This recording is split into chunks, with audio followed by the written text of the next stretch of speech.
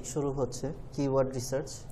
এই কয়দিন যে ক্লাসটা হলো বলতে পারেন যে এসইওর মধ্যে যে সবচেয়ে ছোট ছোট যে কাজগুলো রয়েছিল, ইমেজ এসইও, ভিডিও এসইও বা ক্যানভাটা শিখা, ওইটা আজকে থেকে আমরা বড় যে প্রজেক্ট রিপোর্টগুলো সেগুলোর মধ্যে ঢুকে যাচ্ছি। তো আজকে প্র্যাকটিক্যাল ক্লাসে যাব না, আজকে জাস্ট কিওয়ার্ড রিসার্চের পুরো কনসেপ্টটা আপনাদের আইডিয়া দিব যে এই জিনিসটা কী, এটা কিভাবে কাজ করে, এটা দিয়ে আসলে আমরা কী অ্যাচিভ করতে যাচ্ছি, মার্কেট প্লেসে এটার কাজ টাজ কেমন, এটা করে কেমন টাকা আর্ন করা যায়, বর্তমানে এগুলোর কী কী লাইভ প্রজেক্ট রয়েছে। ঠিক আছে, থিওরিটিক্যাল যা যা কনসেপচুয়াল আলোচনা সব আজকে হবে।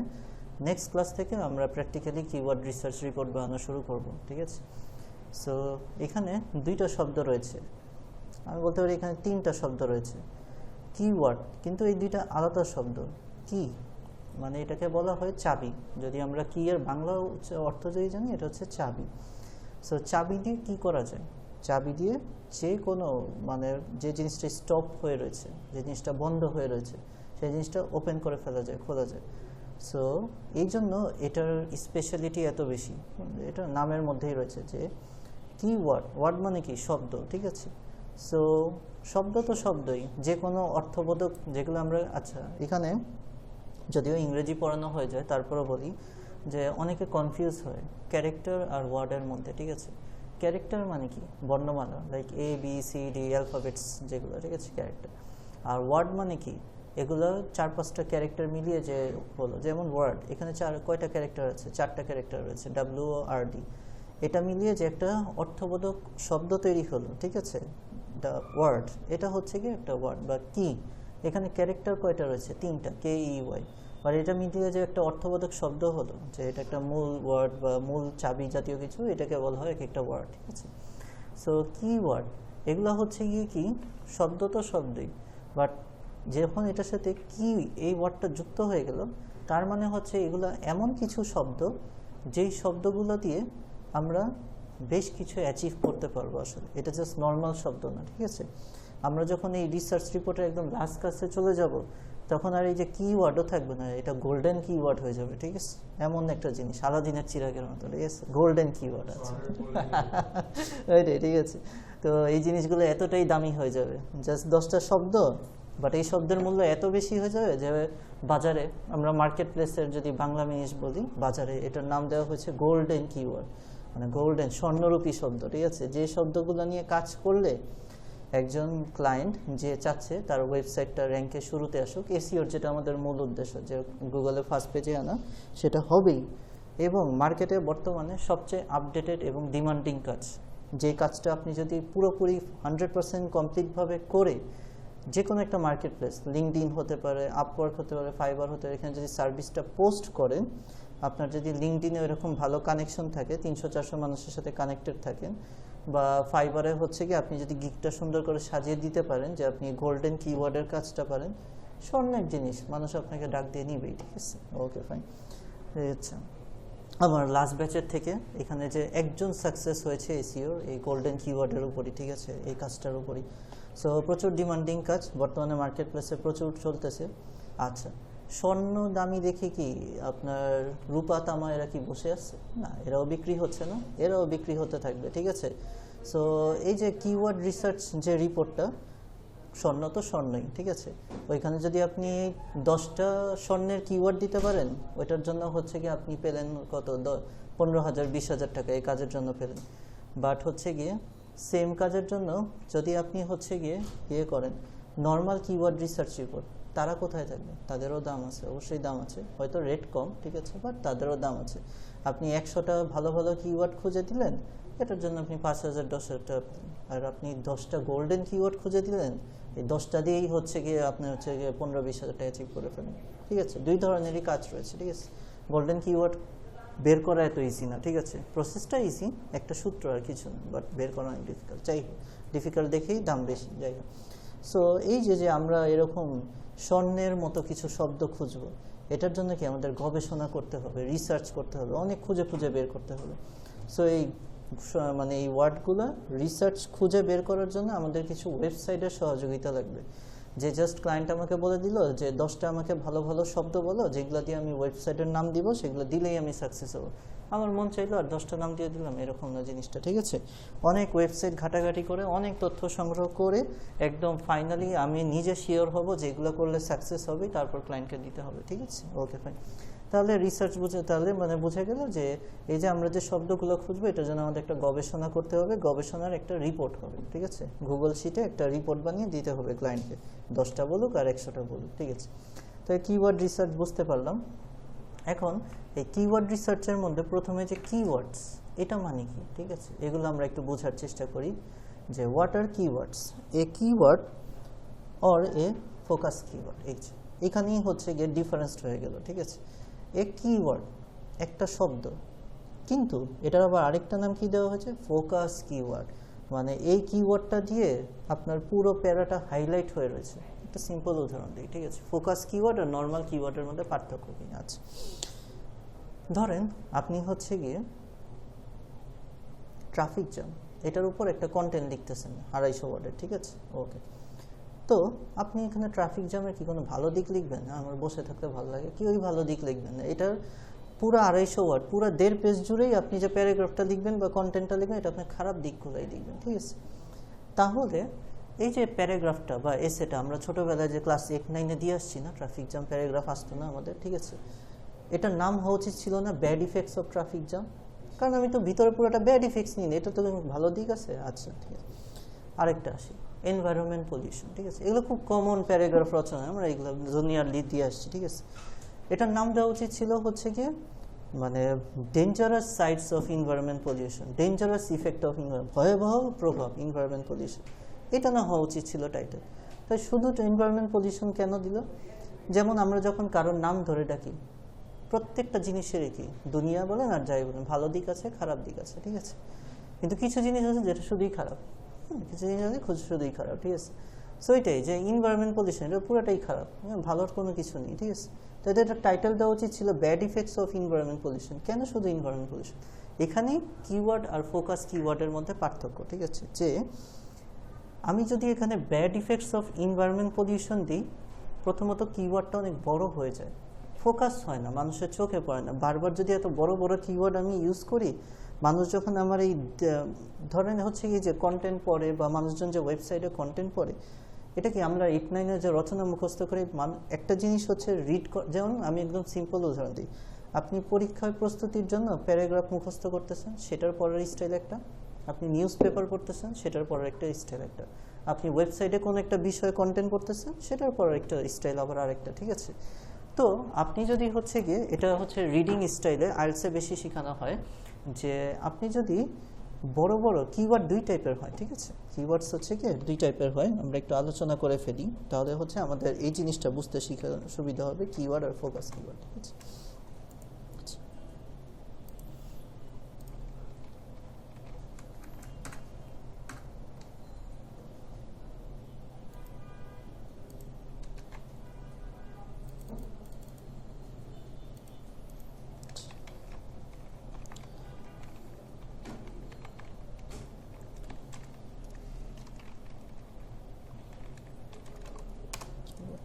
টাইপ তো হবে না, টাইপস,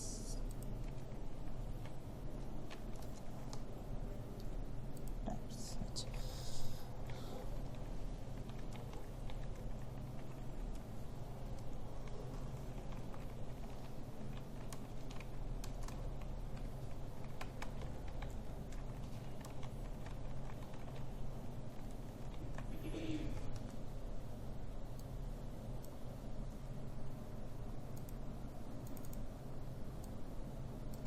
ওকে, সো কিওয়ার্ড হয়ে থাকে 2 টাইপের, একটাকে বলা হয় শর্ট টেল কিওয়ার্ড, একটাকে বলা হয়ে থাকে লং টেল কিওয়ার্ড, ঠিক আছে। আচ্ছা, আমরা যারা ঘুড়ি উড়াই তাদের জন্য এই টেইল কথাটা বোঝাটা সিম্পল, ঠিক আছে। যে শর্ট টেল কিওয়ার্ড, এই ধরনের শব্দগুলো হচ্ছে গিয়ে এমন যে এটার শেষে কোনো আর হচ্ছে গিয়ে এক্সটেন্ড বাড়তি অংশ নেই, ঠিক আছে, একদম মূল ফোকাস কিওয়ার্ডটা। আর লং টেল কিওয়ার্ড, এগুলো হচ্ছে গিয়ে কিওয়ার্ডস, এই যে আমরা যে 2টা জিনিস নিয়ে আলোচনা করতেছিলাম না, কিওয়ার্ডস আর ফোকাস কিওয়ার্ডস, এটাই পড়ে যায় এই 2টার মধ্যে, ঠিক আছে। যে লং টেল কিওয়ার্ডস যেগুলো হয়ে থাকে সেগুলো হচ্ছে আমরা এক কথায় বলতে পারি শুধু কিওয়ার্ডস, যেগুলো আমাদের মূল শব্দ।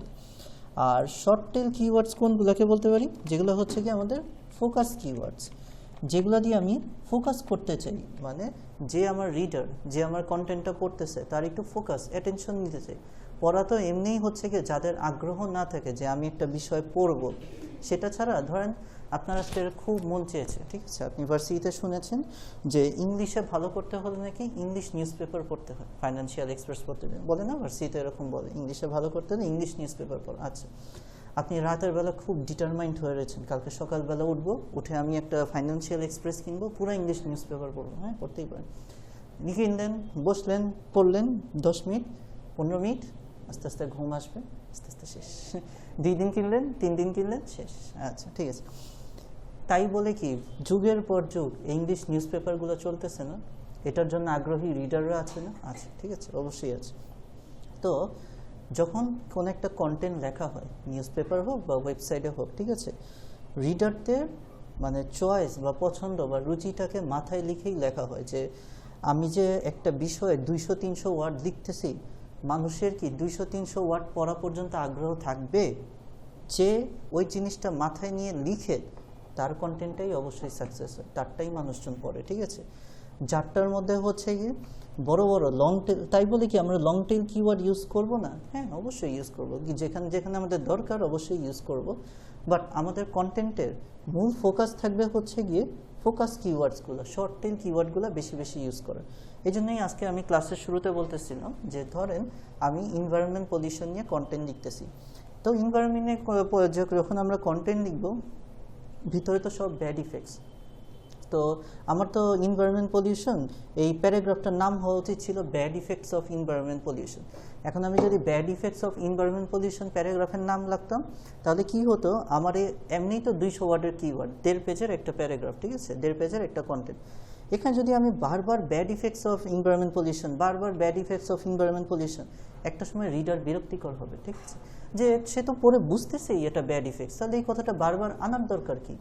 রেদার দেন আপনি হচ্ছে গিয়ে ব্যাড ইফেক্টস অফ এনভায়রনমেন্ট পলিউশনের মধ্যে মূল ফোকাসটা এখানে কোথায়? পরিবেশটা।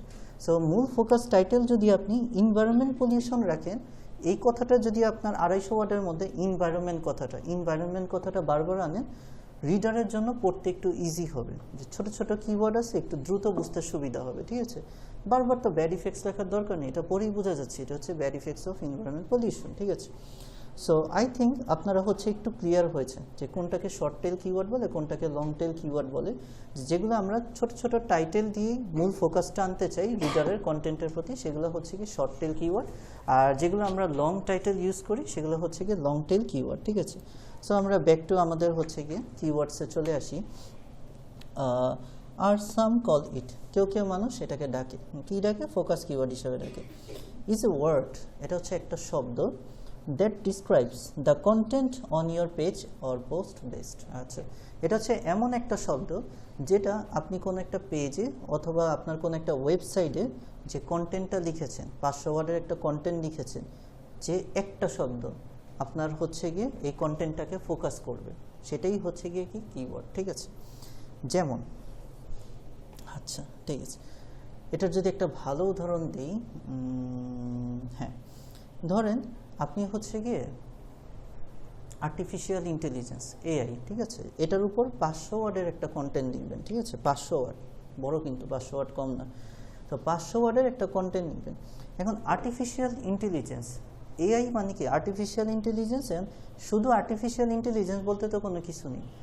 আর্টিফিশিয়াল ইন্টেলিজেন্সের মধ্যে রোবোটিক্স নিয়ে আলোচনা করা হয়, আর্টিফিশিয়াল ইন্টেলিজেন্সের মধ্যে কিছু মানে রেডিমেড সফটওয়্যার নিয়ে আলোচনা করা হয়, আর্টিফিশিয়াল ইন্টেলিজেন্সের মধ্যে কিছু এক্সটেনশন, কিছু এআই টুল নিয়ে আলোচনা করা হয়, ঠিক আছে। সো এখানে তাহলে আমরা কি বুঝলাম, যে যখন একটা মানুষ আর্টিফিশিয়াল ইন্টেলিজেন্স নিয়ে কোনো কন্টেন্ট লিখবে 500 ওয়ার্ডের, ভিতরে কী নিয়ে আলোচনা করবে? এআইগুলোর প্রকারভেদ নিয়ে। শুধু তো আর্টিফিশিয়াল ইন্টেলিজেন্স বলতে কি আপনি হাইস্ট 2 লাইন সংখ্যা লিখতে পারবেন, যেটা হচ্ছে কি এমন একটা জিনিস যেটা দিয়ে হিউম্যান এফোর্ট ছাড়া কিছু রেডিমেড কাজ পাওয়া যায়, সোজা ভাষায় যদি বলি, ঠিক আছে। এতটুকুই গেল, এতটুকুই কি আপনি 500 ওয়ার্ড কভার করতে পারবেন কন্টেন্ট? তাহলে লেখা বাড়াতে হবে কি দিয়ে? টাইপসগুলো দিয়ে, কী কী টাইপের আর্টিফিশিয়াল ইন্টেলিজেন্স রয়েছে, ঠিক আছে, ওকে ফাইন। এখন ওই যে সেই কথা একই, যে কিওয়ার্ড আর ফোকাস কিওয়ার্ড, তাহলে তো আপনার কন্টেন্টের নাম হওয়া ছিল টাইপস অফ আর্টিফিশিয়াল ইন্টেলিজেন্স। যেহেতু আপনি 500 ওয়ার্ডের মধ্যে হয়তো হাইস্ট 50টা ওয়ার্ড আপনি আর্টিফিশিয়াল ইন্টেলিজেন্সের ডেফিনেশন দিচ্ছেন, বাকি 450 ওয়ার্ডই আপনি এগুলো টাইপস নিয়ে আলোচনা করতেছেন, বিভিন্ন এআই সফটওয়্যার, বিভিন্ন এআই টুলস, বিভিন্ন এআই এক্সটেনশন। তাহলে কেন এই কন্টেন্টটার নাম টাইপস অফ আর্টিফিশিয়াল ইন্টেলিজেন্স দেওয়া হলো না? কেন শুধু এআই রাখা হলো? কারণ একটাই, ফোকাস কিওয়ার্ড। যত আমরা শর্ট টেইলে কম ভাষায় হচ্ছে গিয়ে জিনিসটাকে ফোকাসে আনতে পারবো, তত ওই জিনিসটা রিডারের মানে কন্টেন্ট মেইন দিন শেষে কি, যে একটা ওয়েবসাইটে বা একটা পেজের মধ্যে কন্টেন্টটা যদি লেখা ভালো থাকে তখন রিডার ওয়েবসাইটটায় থাকবে, সময় দিবে। না হলে কি ট্যাবটা ক্লোজ করে চলে যাবে। ঠিক আছে, তো হচ্ছে গিয়ে আমরা যখন কন্টেন্ট রাইটিং করি তখন হচ্ছে গিয়ে কি মূল উদ্দেশ্য কি থাকে, যে ওয়েবসাইটের ট্রাফিক বাড়ানো, ওয়েবসাইটে মানুষজন যখন ভিজিট করে। তো ওয়েবসাইটে ট্রাফিক বাড়ানোর একটাই ওয়ে ভালো ভালো কন্টেন্ট লেখা এবং short tail focus keyword use করা। ঠিক আছে, ওকে ফাইন, বোঝা গেল। It's the search term that you want to rank for with a certain page. আচ্ছা, এখানে বলা হয়েছে যে এই টার্মটা বা এই শব্দটার মূল উদ্দেশ্য কি, র্যাঙ্কে আনা, ওই যে গুগলের সামনে আনা, ফার্স্ট পেজে আনা। এটা কখন আসবে? যখন আপনার ওয়েবসাইটটার মধ্যে ভালো ভালো কন্টেন্ট থাকবে, শর্ট টেল কিওয়ার্ড থাকবে, মানুষজন পড়বে এবং গুগলের সামনে আসবে। বোঝা গেল। So when people search for that keyword or phrase in Google, এই যে এখানে হচ্ছে গিয়ে এখন আস্তে আস্তে আমরা কিওয়ার্ড রিসার্চের মধ্যে ঢুকতেছি। ঠিক আছে, আচ্ছা, এটার সাথে আপনার গুগল অ্যাড কিছুটা কানেক্টেড। কিভাবে কানেক্টেড? আমি যদি একটা সিম্পল উদাহরণ দিই, যে অবশ্য গুগল অ্যাড পড়বে না কারণ এটা টাকা দিয়ে আসে, এভাবেই বলি যে ধরেন ক্লায়েন্টের হচ্ছে গিয়ে একটা রেস্টুরেন্ট বিজনেস আছে। ঠিক আছে, রেস্টুরেন্ট বিজনেস আছে। এখন হচ্ছে গিয়ে সে তার রেস্টুরেন্ট বিজনেসের জন্য একটা অনলাইনে ওয়েবসাইট খুলেছে। সে তার যে রেসিপিগুলো রয়েছে সেগুলো নিয়ে ভালো ভালো কিছু কন্টেন্ট রাইটিং করতে চাচ্ছে। ঠিক আছে, ওকে, সে তার কাছে ধরেন 20টা রেসিপি রেডি রয়েছে, 20টা রেসিপির ছবি রেডি রয়েছে, 20টা রেসিপির হচ্ছে গিয়ে ছবি টবি আছে, কিন্তু সে ভিতরে সুন্দরভাবে লিখতে পারে না ওয়েবসাইটে। ঠিক আছে, কন্টেন্ট রাইটারের কাছে গেল, ফ্রিল্যান্সারের কাছে যায়। ঠিক আছে, ফাইন, বোঝা গেল। এখন ক্লায়েন্টের একটা ওয়েবসাইট আছে। এখন একটা জেনারেল মানুষ যে একটা ওয়েবসাইটের ভিজিটর, সে তো হচ্ছে গিয়ে আমাকেও চিনে না, ওই ক্লায়েন্টকেও চিনে না। তার হয়তো হচ্ছে গিয়ে চিকেন বার্গার খেতে মন চেয়েছে, সে গুগলে এসেছে, চিকেন বার্গার রেসিপি লিখে সার্চ দিয়েছে, তাই না? এভাবেই তো হয়। একটা যে সাধারণ রিডার যে ওয়েবসাইট ভিজিট করে একটা রেসিপি জানবে, একটা রেসিপি সম্পর্কে পড়বে, সে তো কারোর ওয়েবসাইট চিনে না, অসম্ভব। ঠিক আছে, সে এত বাইরের দেশে এত মানুষের ওয়েবসাইট চিনে না, কারোর ওয়েবসাইট চিনে না, যদি না ওইরকম কোনো সেলিব্রিটি বা পপুলার হয়। Other than that say chicken burger recipe highest এটা লিখেই সার্চ দিবে। তো এটা লিখে সার্চ দিলে আমার যে ওয়েবসাইটটা, বা যখন আমরা ফ্রিল্যান্সিং করব, ক্লায়েন্টের যে ওয়েবসাইটটা, সেটাকেই গুগলে যেন প্রথম দিকে আনে। এটাই হচ্ছে কি কিওয়ার্ডের পাওয়ার বা শক্তি বলতে পারেন। ঠিক আছে, তো এই জন্য যখন আমরা কন্টেন্ট লিখব বা ক্লায়েন্টকে কিওয়ার্ড সাজেস্ট করব, ধরেন ক্লায়েন্ট হচ্ছে গিয়ে কিওয়ার্ড তো আর একটা দুইটা দিব না, 10টা 20টা 30টা এরকম কিওয়ার্ড দিব।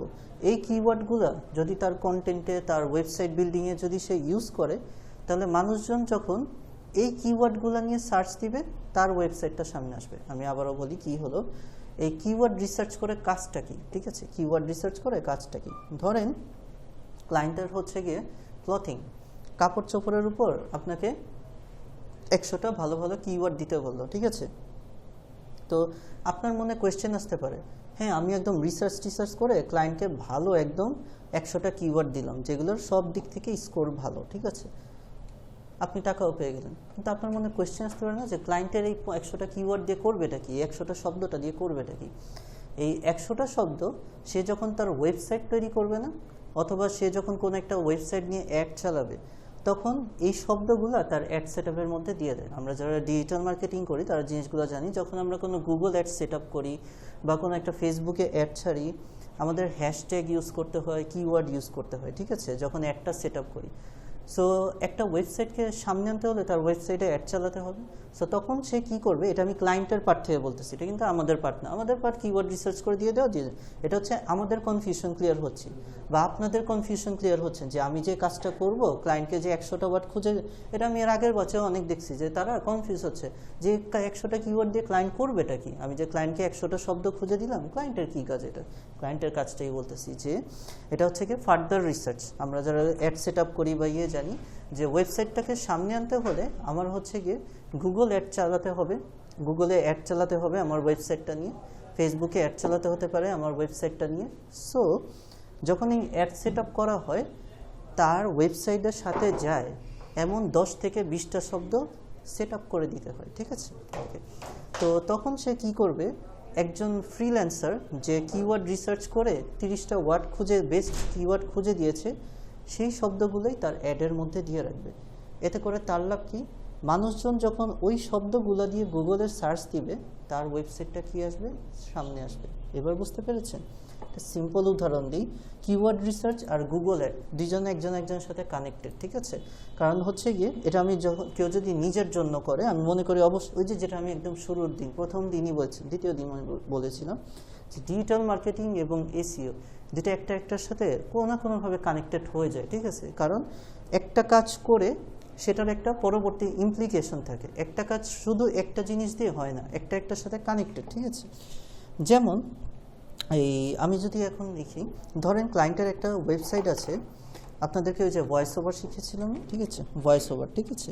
ধরেন ক্লায়েন্টের নতুন একটা ক্লায়েন্ট, তার নতুন একটা ওয়েবসাইট দিয়েছে, তার কি একটা ভয়েস ওভার করার ওয়েবসাইট আছে, সেখানে যে মানুষ ভয়েস ওভার করতে পারবে, টেক্সটকে হচ্ছে কি ভয়েসে কনভার্ট করতে পারবে, ঠিক আছে?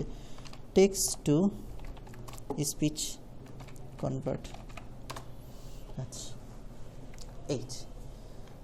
আমি কি এই যে প্রথমে যে ওয়েবসাইটটা আসছে এটার নাম কি? অ্যামাজনেরটা, ঠিক আছে? অ্যামাজনেরটা। আচ্ছা ফাইন, আর কিছু আসছে নাকি? স্পন্সর্ড, এই যে, আচ্ছা এটার নাম কি? ভয়েস মেকার, ঠিক আছে? আচ্ছা ফাইন, এরা কেন এদের দুইজনকে ফোকাস করলাম? এরা ফার্স্ট পেজে আছে, এরপর তো আরও আছে, ঠিক আছে? ফার্স্ট পেজে এরা দুইজন আছে। আচ্ছা, অ্যামাজন তো অ্যামাজনই, ঠিক আছে? অ্যামাজন নিয়ে কোনো কোয়েশ্চেন করলাম না, অ্যামাজনই, যেটা ব্র্যান্ডের জায়গায় থাকুক। আমি একটু এই যে ভয়েস ওভার এটাতে আসি, ভয়েস মেকার এটার মধ্যে আসি। ধরে নিলাম এটা হচ্ছে কি আমাদের ক্লায়েন্টের ওয়েবসাইট, ঠিক আছে? তো আমি কি এখানে ভয়েস মেকার দিয়ে সার্চ দিয়েছিলাম? না, আমি এখানে কোথাও ভয়েস বলতে কোনো ওয়ার্ডই উচ্চারণ করি। আমি যদি এমন বলতাম যে ভয়েস ওভার কনভার্টার, তাও বুঝতাম যে এই ওয়ার্ডটা কাছাকাছি গিয়েছে। আমি লিখেছি হচ্ছে গিয়ে টেক্সট টু স্পিচ কনভার্ট, মানে একটা টেক্সট শব্দকে স্পিচে কনভার্ট করতে পারে এমন কি কি ওয়েবসাইট গুগলের কাছে আছে, ঠিক আছে? তো এই যে ভয়েস মেকার, এই যে ওয়েবসাইটটা আসলো, তো আমরা এটা ডিজিটাল মার্কেটিংয়ে শিখাই যে যখন আমরা গুগলে অ্যাড চালাই, গুগল তাকে একদম জোর করে, যেহেতু গুগলকে টাকা দেওয়া হয়েছে আমার এই অ্যাডটা চালিয়ে সামনে আনার জন্য, ফার্স্ট পেজেই না, একদম প্রথম 2-3 জনের মধ্যেই রাখা। আসতে পারছে সে প্রথম 2-3 জনে, ব্র্যান্ডের কাছে মার খেয়ে গিয়েছে বা পারফরমেন্সের কাছে মার খেয়ে গিয়েছে।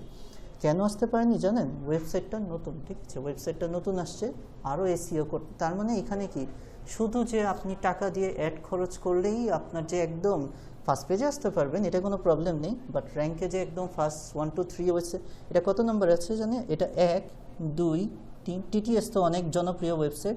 আপনি যে 11 ল্যাবস যেটা দেখিয়েছি, 11 ল্যাবস তো হচ্ছে 1-2 বার ইউজ করার পরেই দেখবেন সফটওয়্যার কিনতে বলবে, পেইড ভার্সন।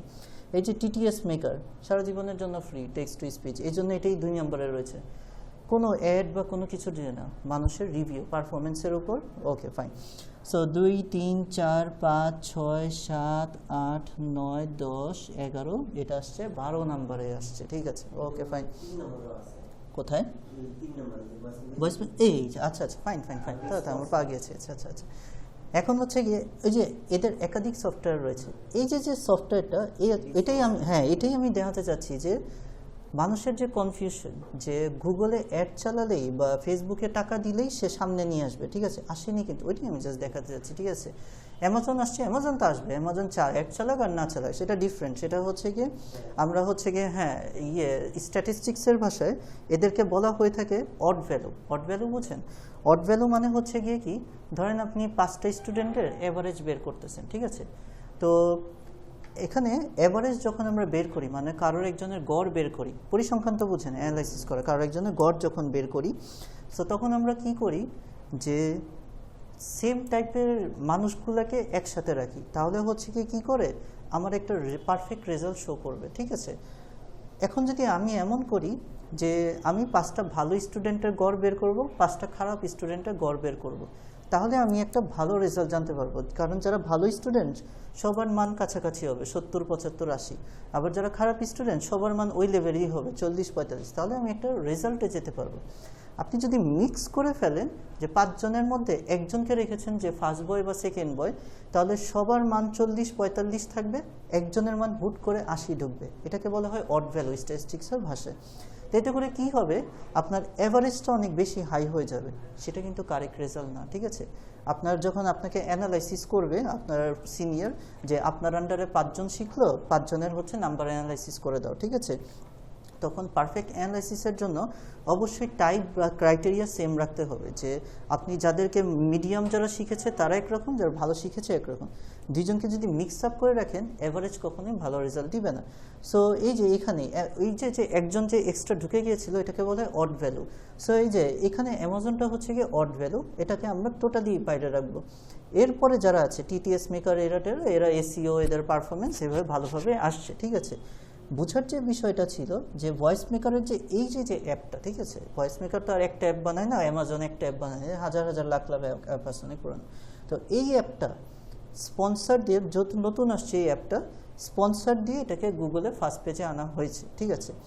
সো এখন যেটা আমরা শিখতেছিলাম, আমাদের গুগল অ্যাডস আমাদের পার্ট না, আমরা শিখতেছিলাম হচ্ছে কি কিওয়ার্ডস আর ফোকাস কিওয়ার্ড। যে যখন এই যে অ্যাডটা সেট আপ করা হয়েছে, এই যে এইভাবে যে অ্যাডটা শো করবে, যে স্পন্সর্ড কথা যে আনবে, এটা যে গুগল অ্যাডটা যখন সেট আপ করা হয়েছে, গুগলের সেট আপের সময় আমাদের মিনিমাম 10 থেকে 20টা কিওয়ার্ড দিয়ে দিতে হয়, ঠিক আছে, ফোকাস কিওয়ার্ড হিসেবে। এগুলো কি কাজ করবে, যে মানুষজন যখন এই সার্চ বারে এসে আমার ওয়েবসাইট রিলেটেড ওই শব্দগুলো নিয়ে সার্চ দিবে, তখন কি হবে, আমার ওয়েবসাইটটা সামনে আসবে, বুঝতে পেরেছেন। অ্যাড কি সারা জীবন থাকবে? অ্যাড সারা 7 দিন, 10 দিন, 1 মাস, তারপর হচ্ছে গিয়ে আপনার এই যেগুলো আপনার সামনে থাকবে, যেসব কিওয়ার্ডগুলো আপনি ঠিক মতো সেট আপ করতে পেরেছেন, সেগুলোই কিন্তু সারা জীবন থেকে যাবে, ঠিক আছে। এই সো এবার বুঝতে পেরেছেন যে কিওয়ার্ডটা কোথায় কাজে লাগায়। কিওয়ার্ড আপনার কাছ থেকে তো 10টা, 20টা, 30টা কিওয়ার্ড নিয়ে নিল, বাট সেগুলো গুগল অ্যাডস সেটা, ফেসবুক অ্যাডস সেটা, তার বিভিন্ন জরুরি জায়গায় সে কাজে লাগাবে, যেন এই আপনার 20টা ওয়ার্ড নিয়ে গুগলে যখন মানুষজন সার্চ দিবে তার তৈরিকৃত কাজটা সামনে আসবে।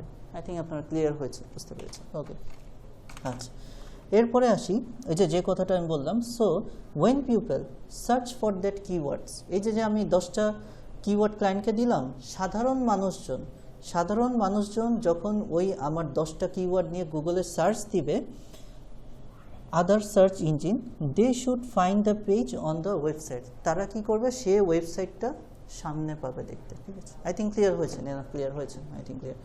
এরপরে আসি, why keyword research is important, কেন এটা করতে হবে, কেন এটা গুরুত্বপূর্ণ। আচ্ছা ফাইন, ওয়ান অফ দ্য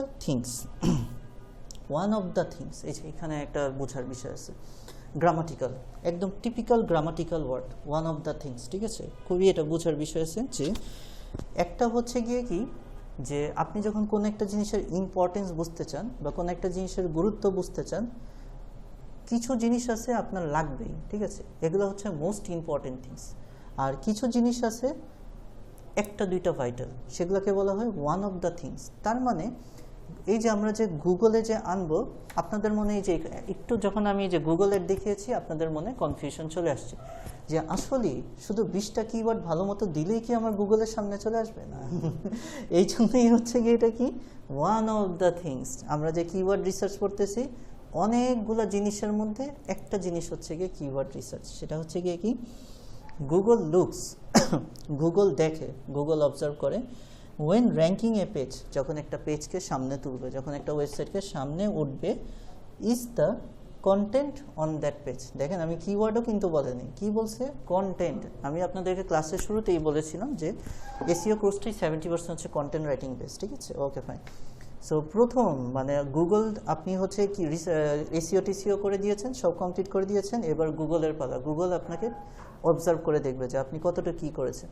ফার্স্টেই গুগল কি দেখবে যে আপনি যে ওয়েবসাইটটাকে টার্গেট করেছেন সামনে আনার জন্য এর ভিতর আপনি কি কন্টেন্ট লিখেছেন, ঠিক আছে, প্রথম জিনিস। আচ্ছা ফাইন, ইট লুকস, তারপরে সে দেখবে, তারপরে সে কি দেখবে, at the words on that page, ঠিক আছে, তারপরে কন্টেন্টের ভিতর যে ওয়ার্ডগুলো বা শব্দগুলো ইউজ করেছেন তারপর। তাহলে আমরা যদি সিরিয়ালে আসি, যে প্রথম হচ্ছে কি আমরা যেটা শিখেছি ইমেজ এসইও, ভিডিও এসইও, সেটা তো একদম সর্বপ্রথম, যে আপনি একটা কন্টেন্ট লিখতেছেন, একটা ছবি ছাড়া তো একদমই রসহীন বেমানান হয়ে যায়, ছবি ভিডিও তো দিতেই হয়, সেটা তো থাকবেই।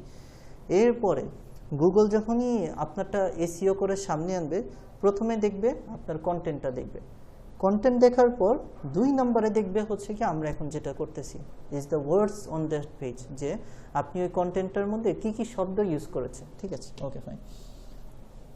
এখনো কিন্তু বলে নেই যে কিওয়ার্ড, জাস্ট বলেছি কি কি শব্দ ইউজ করেছেন, এখন আমরা কিওয়ার্ডে আসিনি। নাও পিকচার দিস, এই লাইনটার মানে কি, পিকচার দিস।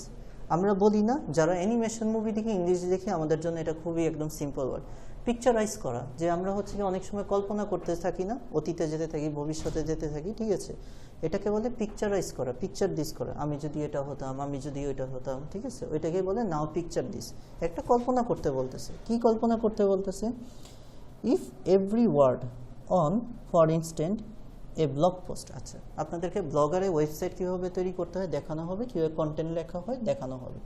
সো একটা ব্লগার ওয়েবসাইটের কথা কল্পনা করতে বলতেছে আমাদের। আচ্ছা, ব্লগার ওয়েবসাইটে কি ব্লগ লেখে মানুষ, হচ্ছে গিয়ে আমরা যেরকম ইউটিউবে ব্লগ ভিডিও দেখি না, ব্লগও না, এটাকে ভি বলে, ব্লগ, ঠিক আছে। আচ্ছা, ফালতু জিনিস।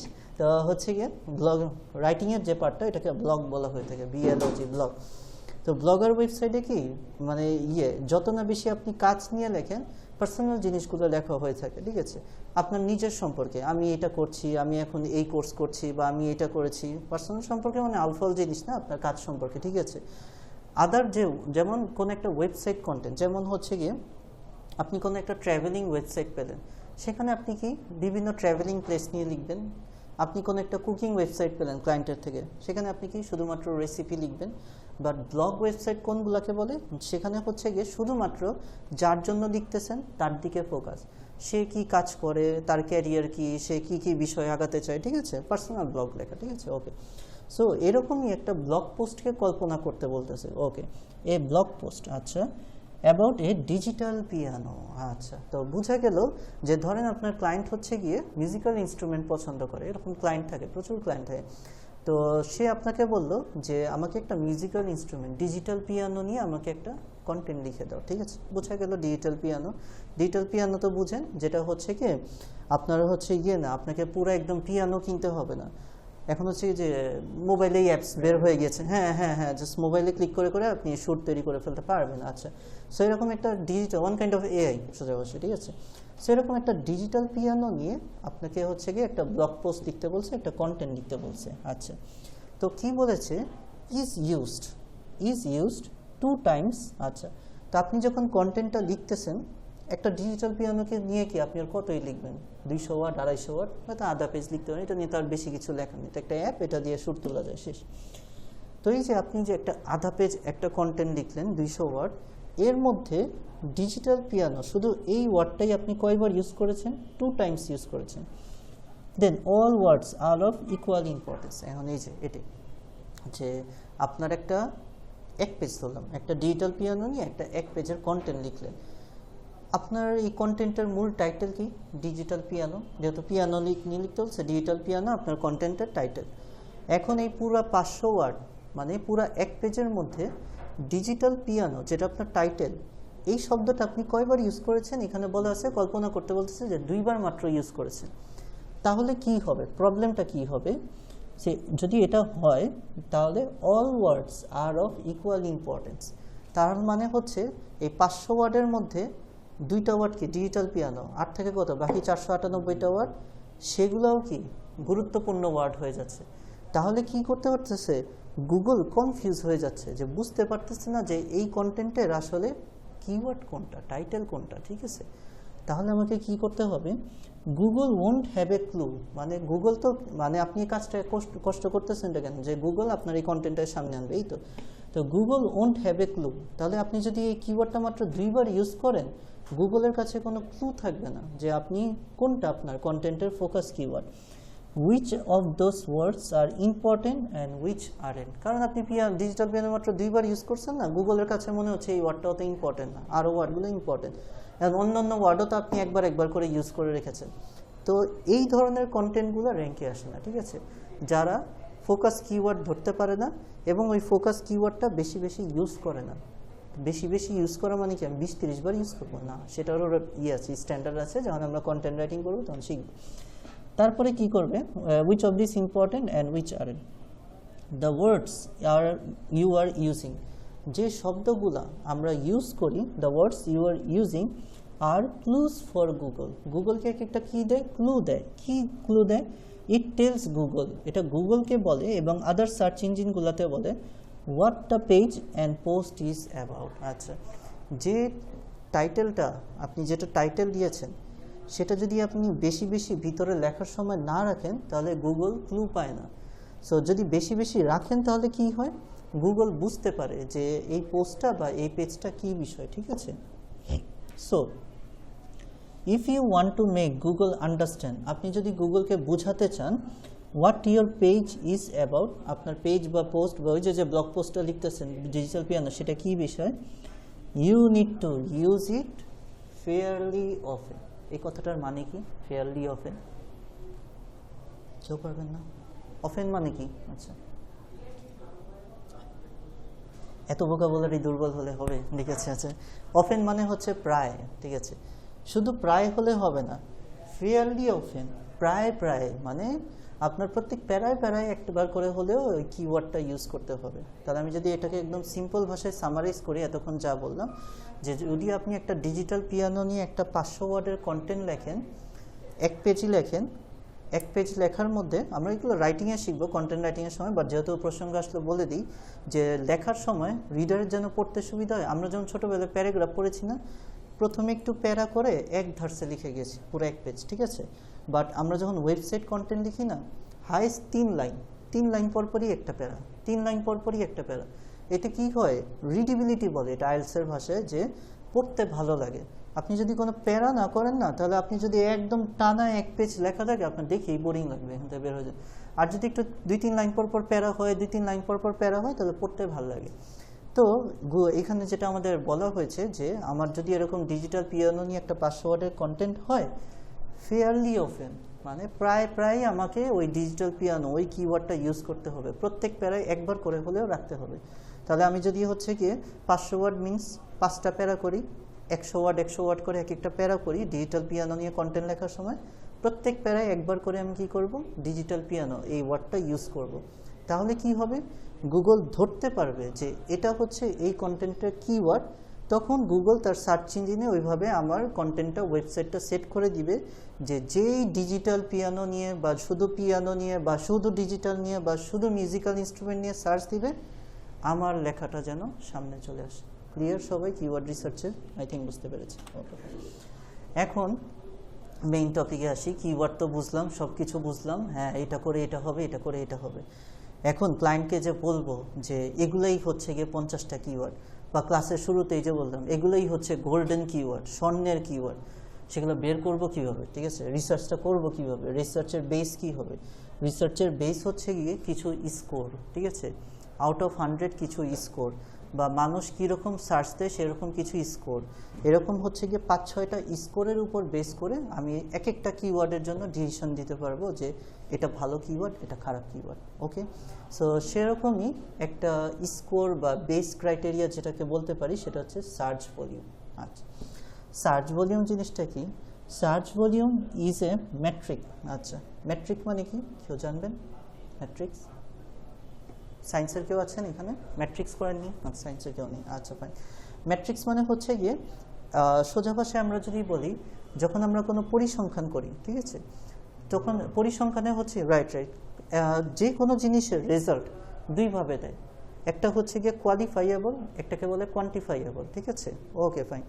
সো কোয়ালিফাইয়েবল মানে কি, এগুলো আমরা নাউনে পড়েছি, যে যেগুলোকে আপনি গণনা করতে পারবেন না, জাস্ট ভালো মন্দ এরকম হচ্ছে গিয়ে বলতে পারবেন, জাস্ট আপনার একটা কমেন্টস জানাতে পারবেন। আর কোয়ান্টিফাইয়েবল মানে কি, আপনি একটা স্কোর দিতে পারেন, একটা সংখ্যায় গণনা করা যায়। তো মেট্রিক বলা হয় ওই ধরনের স্ট্যাটিস্টিক্যাল রিসার্চগুলোকে যেগুলো আপনি আউট অফ 100 বা আউট অফ সামথিং আপনি একটা স্কোর দিতে পারেন, বুঝতে পেরেছেন? এটা হচ্ছে গিয়ে ম্যাট্রিক্স। দ্যাট শোস মানে আমরা একটা স্কোর পেলাম যেটা দেখায় কি how many people R searching for a particular keywords. এটা কি দেখায় যে আমি যে ক্লায়েন্টকে কিওয়ার্ডটা দিলাম, কি পরিমাণ মানুষ, কত হাজার মানুষ বা কত লাখ মানুষ এই কিওয়ার্ডটা নিয়ে গুগলে সার্চ দিচ্ছে, বুঝতে পেরেছেন? আবারও যদি বলি সার্চ ভলিউম মানে কি, সার্চ ভলিউম মানে হচ্ছে ধরেন ডিজিটাল পিয়ানো, এটাকে ধরলাম আমি আমার কিওয়ার্ড। তো এটা তো আমি ধরলাম কিওয়ার্ড, সাধারণ মানুষজন সার্চ দেয় না ডিজিটাল পিয়ানো নিয়ে। তো লাস্ট এক বছরে অন এন অ্যাভারেজে কি পরিমাণ মানুষ গুগলে ডিজিটাল পিয়ানো নিয়ে সার্চ দিয়েছে? 1000ও হতে পারে, 1 লাখও হতে পারে। যেই স্কোরটা বের হবে সেটাকে কি বলা হয়? Search volume. আই থিঙ্ক আপনারা বুঝতে পেরেছেন, ঠিক আছে? যে একটা কিওয়ার্ড নিয়ে গুগলে কি পরিমাণ মানুষ সার্চ দিয়েছে, এটাই হচ্ছে কি search volume. when creating your content strategy, আচ্ছা যখন আমি কন্টেন্ট লেখা নিয়ে পরিকল্পনা করতে থাকবো, যে আমি একটা 500 ওয়ার্ডের কন্টেন্ট লেখার আমি কাজ পেয়েছি, ঠিক আছে? প্রথমে কি আমাকে একটা স্ট্র্যাটেজি বানাতে হবে, প্ল্যান করতে হবে আমি কী লিখবো না লিখবো, ঠিক আছে? Taking search volume into account is vital, ঠিক আছে? তো আমি যখনই হচ্ছে গিয়ে ক্লায়েন্টও বলে দিবে তুমি হচ্ছে গিয়ে শু স্টোরের উপর কন্টেন্ট বানাও, তুমি হচ্ছে গিয়ে বুক স্টোরের উপর কন্টেন্ট বানাও, তুমি হচ্ছে গিয়ে ট্রাভেলের উপর কন্টেন্ট বানাও, শেষ। ক্লায়েন্টের এতটুকুই কাজ, এখানে কোনো স্ক্রিন শেয়ারেরও কিছু নেই, কোনো কিছু নেই। 2 দিন সময় দিয়ে দিবে, লিখে দেবে, শেষ। এখন ক্লায়েন্টের দায়িত্ব শেষ। এখন হচ্ছে গিয়ে আপনাকে শুরুতে প্ল্যান করতে হবে, ঠিক আছে? যে আমাকে যে ক্লায়েন্ট বললো ট্রাভেলের উপর বানিয়ে দাও আর দেশ বলে দিল, আমি ইটালিতে থাকি, কি টাইটেল দিব? শুধু ট্রাভেল তো ওইটাই যে আমি যে হচ্ছে কি যে কোনো কন্টেন্ট লিখতে হলেও আগে নিজেরই কিওয়ার্ড রিসার্চ করে নিতে হয়, ঠিক আছে? কন্টেন্ট, ওই যে বললাম না কন্টেন্ট রাইটিং হচ্ছে one of the things Google শুরুতেই দেখে কন্টেন্ট রাইটিং। সো শুধু যদি কন্টেন্ট রাইটিংয়ের কাজ পান, আপনাকে নিজ দায়িত্বে নিজের কিওয়ার্ড রিসার্চ নিজে করে নিতে হবে, ঠিক আছে? যে ক্লায়েন্ট বলে দিল ট্রাভেলের উপর কন্টেন্ট লেখো, আপনাকে নিজেই ট্রাভেলের উপর রিসেন্টলি গত 1 বছরে ট্রাভেল নিয়ে যেসব ভালো ভালো সার্চ ভলিউমওয়ালা কিওয়ার্ড আসছে সেগুলো রিসার্চ করে বের করতে হবে। সেখান থেকে যেটার সবচেয়ে ভালো সার্চ ভলিউম, যেটা নিয়ে মানুষ সবচেয়ে বেশি সার্চ দেয়, সেইটার উপরেই আপনার 500 ওয়ার্ডের কন্টেন্ট লিখতে হবে, বুঝতে পেরেছেন? একটু আই থিঙ্ক বুঝতে পেরেছেন। Okay fine. So creating your content strategy, যখন আমি কন্টেন্ট লিখবো, taking search volume into account is vital. এই যে ওইটাই বলতেছে যে যখন আমি কন্টেন্ট লিখবো সার্চ ভলিউমটা মাথায় রাখতে হবে, যে কিওয়ার্ডটা নিয়ে আমি কন্টেন্ট লিখবো সেটা আসলে গুগলে কী পরিমাণ মানুষ সার্চ দেয়। যেগুলো মানুষ হচ্ছে কি 100-200 জন মানুষ সার্চ দেয়, সেসব বিষয় নিয়ে কন্টেন্ট লিখে লাভ নেই, সেগুলো গুগলে পপুলার না, আসবে না, ঠিক আছে? বিকজ ইট রিফ্লেক্টস, কারণ এটা রিফ্লেক্ট করে মানে প্রভাবিত করে the popularity of the keyword. এই যে একটু আগে যেটা বললাম জনপ্রিয় কিওয়ার্ড না, ঠিক আছে? যেগুলোর সার্চ ভলিউম কম সেগুলোর জনপ্রিয় কিওয়ার্ড না। Okay fine. Ideally you want to find keywords, ideally মানে আদর্শগতভাবে, মানে জেনারেলি, ঠিক আছে? আমরা খুঁজতে চাই এমন কিছু keywords with a high search volume, যেগুলোর সার্চ ভলিউম কি অনেক ভালো, ঠিক আছে? কত ভালো এটার তো শেষ নেই। আচ্ছা, তো আমরা এখন আস্তে আস্তে এই স্ট্যান্ডার্ডগুলো জেনে যাব, ঠিক আছে? যে একটা ভালো কিওয়ার্ড রিসার্চের জন্য সার্চ ভলিউম কত হওয়া লাগে, ঠিক আছে? Okay fine.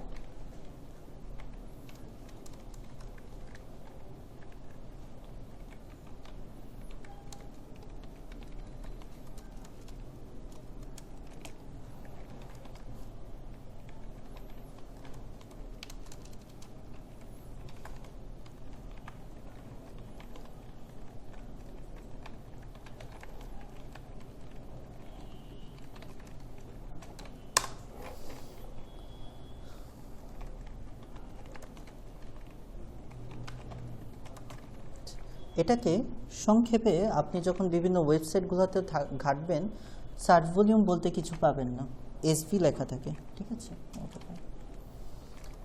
সো আমাদের গুগলের স্ট্যান্ডার্ড অনুযায়ী যে search volume minimum greater than equal two 1K হতে হবে। 1K মানে বুঝেন? এটা আমি লিখবো না, হ্যাঁ, কারণ এগুলো টার্মের সাথে আপনাদের পরিচয় হতে হবে। আপনি যখন ওয়েবসাইটে যাবেন কোথাও 1000 2000 এগুলো লেখা থাকবে না, 1K 2.2 মিলিয়ন মিলিয়ন বিলিয়ন এগুলোর সাথে আপনাদের পরিচয় হয়ে যেতে হবে। সবাই মোটামুটি জানেন, তারপর আমি আলোচনা করে দিই। শুধু কেতে 1000 বোঝায়, ঠিক আছে, 1K মানে 1000, 10K মানে 10,000, মিলিয়নে কত বলে 10 লাখ, ঠিক আছে, 1 মিলিয়ন মানে 10 লাখ, ঠিক আছে, 10 মিলিয়ন মানে 100 লাখ, ওকে ফাইন, এভাবে বোঝায়। ওকে, বিলিয়নে মানে 100 ক্রোর্সে বোঝায়, ঠিক আছে, ট্রিলিয়নে মানে 1000 ক্রোর্সে বোঝায়। তো আপনাকে হচ্ছে গিয়ে যেই সংখ্যাটাই দেখ, ধরেন আপনাকে দিল 100 ট্রিলিয়ন, তাহলে 100কে 100 কারোর দিয়ে ভাগ দিয়ে দিবেন, ঠিক আছে। কারোরে কয়টা শূন্য থাকে? 7টা শূন্য থাকে, 1-এর পর এগুলো মনে রাখতে হবে, ঠিক আছে। মিলিয়নে কয়টা শূন্য থাকে? আচ্ছা আচ্ছা আচ্ছা আচ্ছা ঠিক আছে, এগুলো একটু জেনে নিন, বেসিক জিনিস তো আলোচনা। আচ্ছা আচ্ছা আচ্ছা, মিলিয়নে লাখে হচ্ছে 5টা শূন্য থাকে। 1 মিলিয়ন মানে কি 10 লাখ, তাহলে আরেকটা শূন্য অ্যাড করে নিন। 1 মিলিয়ন মানে কি 10 লাখ, তার মানে 10-এর পর আমার কয়টা থাকবে? 5টা শূন্য থাকবে, ঠিক আছে। মিলিয়ন মানেই হচ্ছে গিয়ে লাখটা, এখন এর সাথে আপনার 10 থাকুক আর 100 থাকুক, এটা জাস্ট লাগিয়ে নেবেন, ঠিক আছে। ওকে, 1 করোড়, করোড়ে কয়টা থাকে বললাম? 7টা শূন্য থাকে, 1-এর পর 7টা শূন্য, তাহলে 100 করোড়, 100-এর পর 7টা শূন্য লাগিয়ে নেবেন, শেষ, ঠিক আছে, ইজিলি মনে রাখবেন। তো আমরা একটাই স্ট্যান্ডার্ড জানলাম যে হচ্ছে গিয়ে আমাদের যদি একটা ভালো কিওয়ার্ড রিসার্চ রিপোর্ট বানাতে হয়, তাহলে আমাদের প্রথম ক্রাইটেরিয়া হচ্ছে যে কিওয়ার্ডের সার্চ ভলিউম 1K বা 1000 greater than equal two 1K হলেও সমস্যা নেই, 1000 বা তার বেশি, সেসব কিওয়ার্ডই আমরা নিব। নেক্সট দিন যখন রিসার্চ রিপোর্ট করব তখন দেখবেন যে যেগুলো আমাদের 1K-র কম, 100 200 500 লাভ নেই, এগুলো নিয়ে আমরা হচ্ছে সাকসেস হতে পারবো না, এগুলো পপুলার কিওয়ার্ড না। ওকে ফাইন, তাহলে হচ্ছে গিয়ে সার্চ ভলিউম নিয়ে কারোর কোনো কোয়েশ্চেন আছে? আই থিঙ্ক সার্চ ভলিউম আমরা ক্লিয়ার হয়ে গিয়েছি। ওকে ফাইন, এরপর সবচেয়ে যে ডিফিকাল্ট খুঁজে বের করা রিসার্চ রিপোর্টের মধ্যে সবচেয়ে কঠিন জিনিস, এটা কিওয়ার্ড ডিফিকাল্টি, ঠিক আছে। কিওয়ার্ড ডিফিকাল্টি, এটাকে সিনোনিম বুঝি আমরা, সিনোনিম প্রতিশব্দ মানে এটারই সেম মিনিং, ঠিক আছে। সিনোনিম বুঝেন না? সিনোনিম তো বুঝেন, ওকে ফাইন। যেমন গুড, ভালো, এটার সিনোনিম কি হতে পারে? ভালো, মহৎ, ঠিক আছে, ওইগুলো। তো কিওয়ার্ড ডিফিকাল্টি এটার একটা synonym, also known as SEO difficulty, এক একজন এক এক নামে ডাকে, ঠিক আছে। ওকে ফাইন, এর জিনিসটা কি? আরেকটা সিনোনিম আছে, কি? কিওয়ার্ড কম্পিটিশন, ঠিক আছে। তো একই জিনিস 3 ওয়েবসাইটে 3 নামে রাখে, অনেকে কনফিউজ হয়ে যায়, খুঁজে পায় না, হ্যাঁ আমি ওয়েবসাইটে ঢুকলাম, কিওয়ার্ড ডিফিকাল্টি হতে না, একই জিনিসের 3টা নাম। কেউ কেউ ডাকে কিওয়ার্ড ডিফিকাল্টি, এটাকে সংক্ষেপে লেখা থাকে কেডি। কেউ কেউ লেখে এসইও ডিফিকাল্টি, এটাকে সংক্ষেপে লেখা থাকে এসডি। কেউ কেউ লেখা থাকে কিওয়ার্ড কম্পিটিশন, ওইখানে কিওয়ার্ড কথাটাই লেখা থাকে না, শুধু লেখা থাকে কম্পিটিশন, ঠিক আছে। সো ওইখানে আপনাকে খুঁজে নিতে হবে কোথায় কোথায় ওয়ার্ডগুলো লেখা আছে, KD, ST, competition, 3 synonyms. Okay, is the process, এটা হচ্ছে কি একটা প্রক্রিয়া অফ ইভালুয়েটিং, মূল্যায়ন করা, how difficult it is to rank in Google organic search result for a specific term. আচ্ছা, অনেক কঠিনভাবে লেখা, আমি যদি বাংলা ভাষায় ইজিলি বোঝাই যে কে কিওয়ার্ডটা আমি দিলাম ক্লায়েন্টকে, সেটা গুগলের র্যাঙ্কে আনা কত ডিফিকাল্ট। এখন আপনার মনে প্রশ্ন আসতে পারে অনেক ডিফিকাল্ট, অনেক ডিফিকাল্ট আবার বলতে কি? আমরা তো শুরুতেই কি শিখলাম যে কিওয়ার্ড রিসার্চ হচ্ছে গিয়ে কি জানি শিখলাম আমরা? কোয়ান্টিফাইয়েবল, ঠিক আছে, ম্যাট্রিক্স, কি জানি শিখলাম? ম্যাট্রিক্স, ঠিক আছে। তাহলে আমরা এখানে এসইও কোর্সে কখনোই ভালো খারাপ এসব ওয়ার্ড ইউজ করবো না। কোয়ালিফাইয়েবল বলতে এখানে কোনো কিছু নেই, এভরিথিং কাউন্টেবল, মানে আপনাকে একটা সংখ্যায় স্কোর বলতে হবে, ঠিক আছে। তাহলে এটার কি হবে যে একটা কিওয়ার্ড সেটাকে গুগলে র্যাঙ্কে আনতে কত কঠিন, এটার স্কোর হচ্ছে গিয়ে কি কিওয়ার্ড ডিফিকাল্টি, যদি আমি হচ্ছে সোজা বাংলা ভাষায় বলি। এখন এটার স্কোর কি বেশি হওয়া ভালো নাকি কম হওয়া ভালো, কে বলতে পারবে? হ্যাঁ, ঠিক আছে, ওকে ফাইন, ঠিক আছে।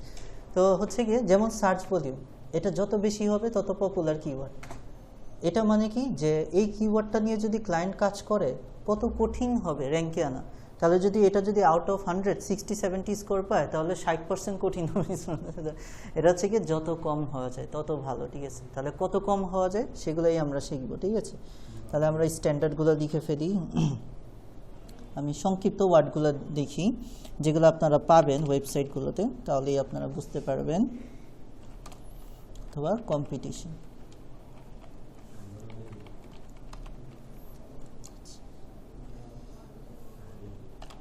আচ্ছা, বলা হয়ে থাকে 3 ধরনের স্ট্যান্ডার্ড রয়েছে এখানে কম্পিটিশনের, ঠিক আছে? একটা একটা করে আমি দেখাই কি কি আছে। প্রথমে রয়েছে, যদি আপনি এই কেডির যে স্কোরটা, কম্পিটিশন স্কোর লিখে দিই তাহলে বুঝতে সুবিধা হবে।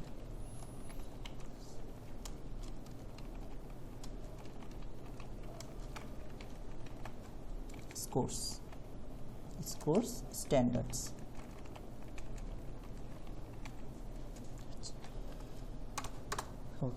সো যদি বলা হয় যে আপনার এই যে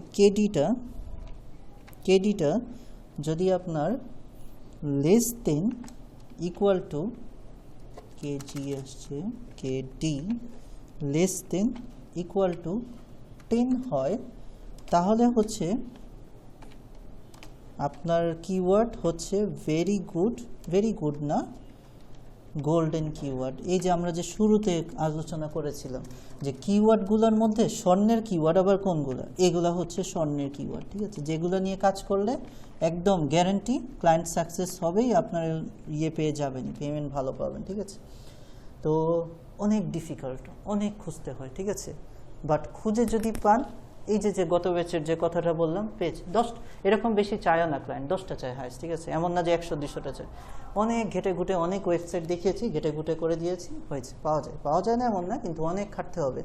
আগে আপনার নিজেকে প্র্যাকটিস করতে হবে যে যত ধরনের টপিক রয়েছে, এই যে আমি কতগুলো বললাম না, ট্রাভেল, আপনাদের এটার উপর অনেক হোমওয়ার্ক হবে, অনেক প্র্যাকটিক্যাল টেস্ট হবে, কিওয়ার্ডের উপর মাত্র আজকে থেকে শুরু হলো, অনেকগুলো হবে, যেন আপনারা রেডি হয়ে যান মার্কেট প্লেসে যেতে যে যেই টপিকের উপরই আপনাদের বের করতে দেন না কেন, আপনারা যেন খুঁজে পান, ঠিক আছে? সো এই 10-এর নিচের কেডি পাওয়া অবস্থা খারাপ হয়ে যায়, এবং সময়ও দেয় কম, 2 থেকে হাইস্ট 3 দিন দেয়, ঠিক আছে? সারাদিন লাগে, কারণ অনেক ওয়েবসাইট ঘাটতে হয়, অনেক কিছু ঘাটতে হয়, এবং হচ্ছে গিয়ে এই পেইড সফটওয়্যার তো কেউ কিনতে চায় না, ঠিক আছে? একটা যদি পেইড সফটওয়্যার কিনে নেন $250, 25-30 হাজার টাকা দিয়ে, তাহলে এনাফ, তাহলে হচ্ছে কি একটু খাটনি কম হয়। বাট সবাই যে ফ্রি এর দিকে দেয়, 4-5টা সফটওয়্যার ঘাটতে হয়, 10টার পর হচ্ছে গিয়ে আর দেয় না। 10 বার আপনি ঘাটলেন একটা সফটওয়্যার, তারপর আবার জিমেল অ্যাকাউন্ট চেঞ্জ করে আবার অ্যাকাউন্ট খুলে আবার 10 বার ঘাটতে হয়, ঠিক আছে? এরকম অনেক ঘাটা, ফ্রিতে করতে গেলে অনেক কষ্ট করে করা যায়, কেমন যে করা যায়। তো যদি এগুলো আপনি খুঁজে দিতে পারেন, এগুলো হচ্ছে কি আপনার জন্য গোল্ডেন কিওয়ার্ড। আচ্ছা, তাই বলে কি বাকিগুলোর কি কোনো মূল্য নেই? আছে, তাই বলে মূল্য আছে। আচ্ছা, কেডি যদি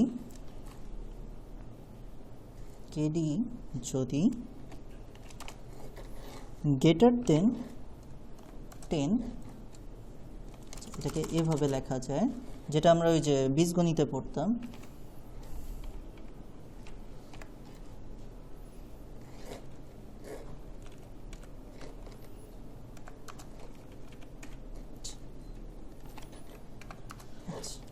এই ধরনের যদি হয় যে 10-এর চেয়ে বড়, 20-এর চেয়ে ছোট, ধরেন 15 স্কোর কেডি, ঠিক আছে? তাহলে সেগুলো হচ্ছে গিয়ে গুড কিওয়ার্ডস। নর্মাল কিওয়ার্ড রিসার্চের জন্য এটা ভালো।